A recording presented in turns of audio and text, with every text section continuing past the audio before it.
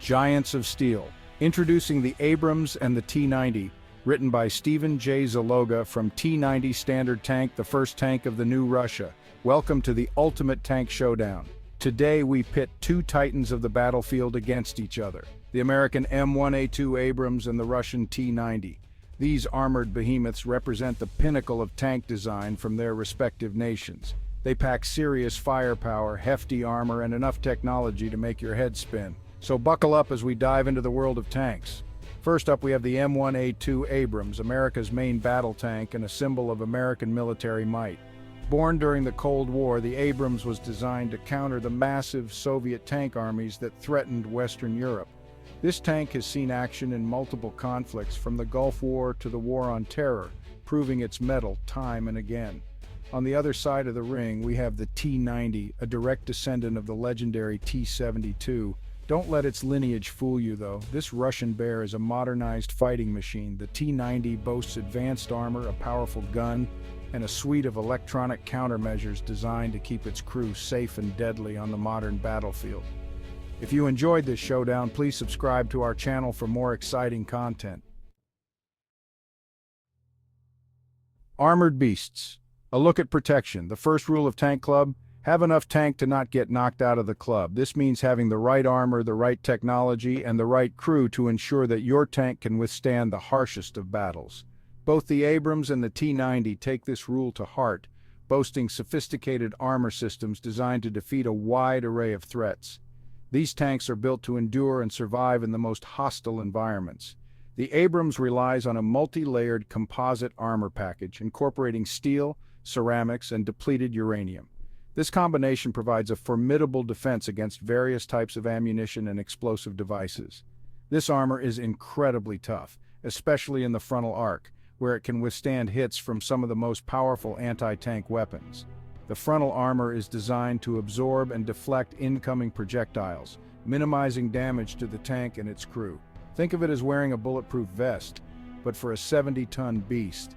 The layers of armor work together to provide maximum protection, ensuring that the tank can continue to operate even after taking multiple hits. The T-90, on the other hand, takes a slightly different approach. It combines conventional steel armor with explosive reactive armor, or ERA, and active protection systems, or APS. This combination offers a unique and effective defense strategy. ERA explodes outward when hit, disrupting the penetration of incoming projectiles. This reactive armor is designed to counteract the force of the impact, reducing the likelihood of the projectile penetrating the tank's main armor. Think of it as giving someone a face full of fireworks right before they punch you. The explosion not only disrupts the projectile, but also creates a barrier that further protects the tank.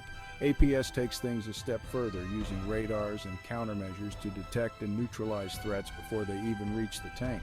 This advanced system can intercept and destroy incoming missiles and rockets, providing an additional layer of defense. APS is like having a personal bodyguard for the tank, constantly scanning the environment for potential threats and taking action to neutralize them. This technology significantly enhances the tank's survivability on the battlefield. So, which tank wears the tougher hide? It's a tough call. Both tanks have their strengths and weaknesses, and their effectiveness can vary depending on the situation and the type of threat they face. The Abrams composite armor offers excellent all-around protection, while the T-90's ERA and APS provide a potent defense against specific threats. Each tank's armor system is designed to counter different types of attacks, making them both formidable in their own right. Ultimately, the effectiveness of each armor system depends on the type of weapon used and the tactical situation. In some scenarios, the Abrams composite armor may provide superior protection, while in others, the T-90's reactive and active protection systems may offer a decisive advantage. The key to survival on the battlefield is understanding the strengths and limitations of each tank's armor and using them to their fullest potential. Guns blazing firepower comparison. What's a tank without a big gun? It's like a knight without a sword, a ship without sails. The main gun is the heart and soul of any tank, defining its role on the battlefield.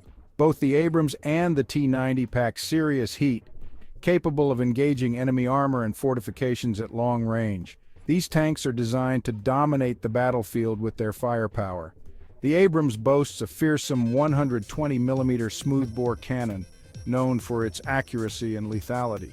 This cannon is a marvel of modern engineering, capable of delivering devastating firepower with pinpoint precision.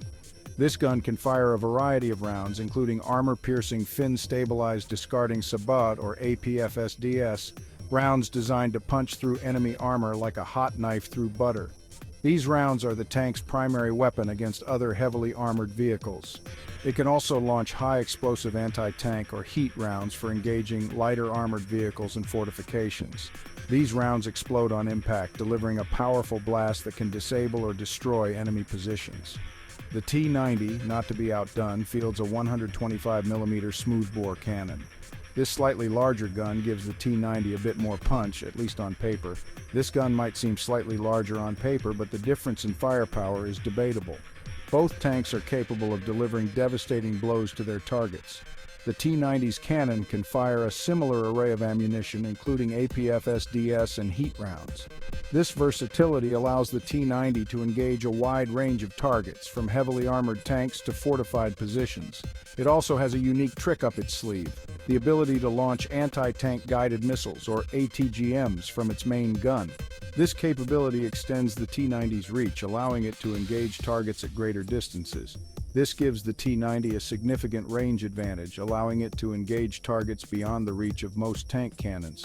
The ability to fire ATGMs makes the T-90 a formidable opponent on the battlefield. So, who wins the firepower contest? It's another close call.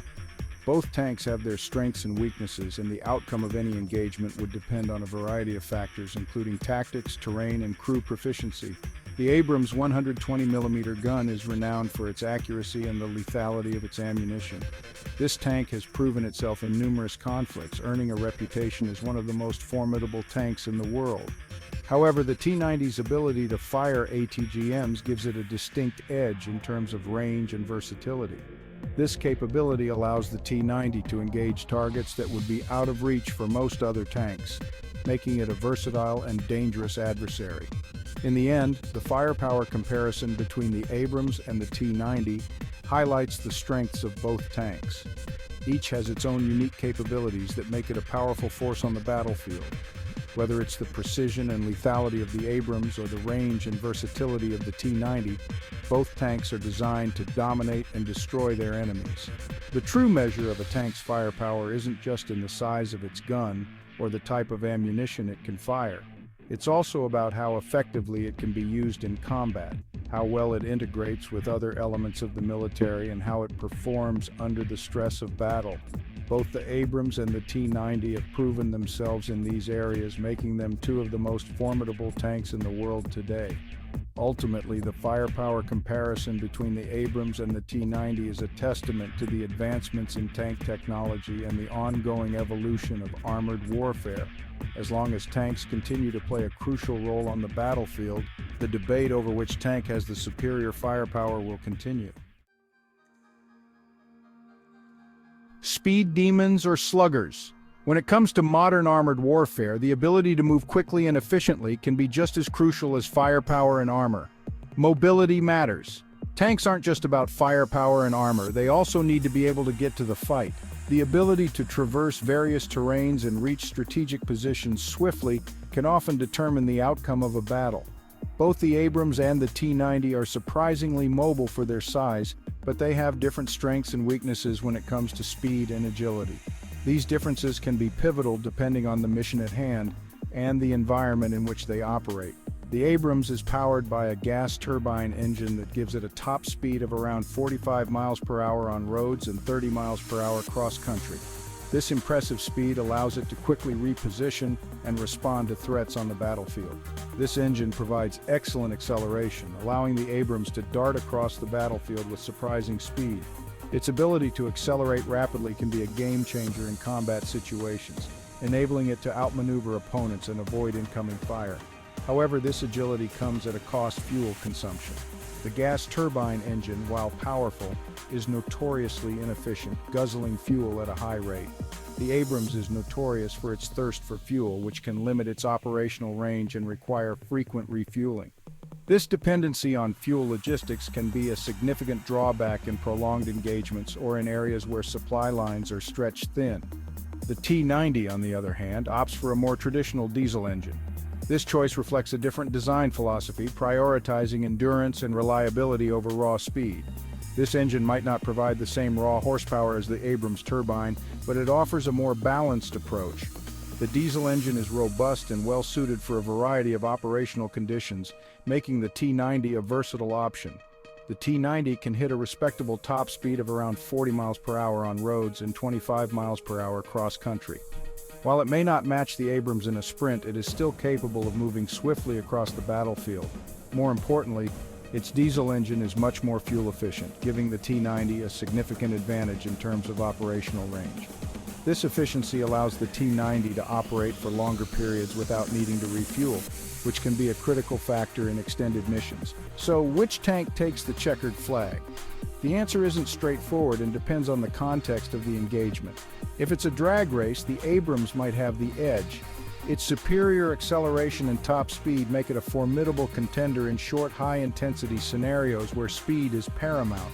However, in a long-distance rally, the T-90's fuel efficiency gives it a clear advantage.